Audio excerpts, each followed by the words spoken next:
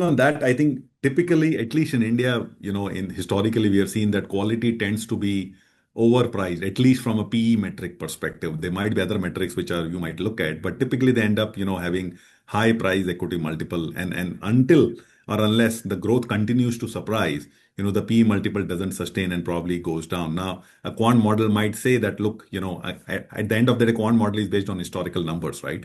It cannot project what is there in the future.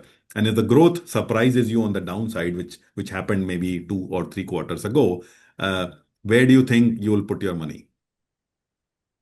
The quant model actually, so at least in our in-house quant model, what we try to do is not forecasting, but we try to look at the current trend. So a model like ours wouldn't be able to obviously predict the first leg when quality and value shift happen. But when quality outperformance reached to an extreme where, the valuations became not sustainable and we couldn't really justify those valuations, like you were mentioning, it was overpriced.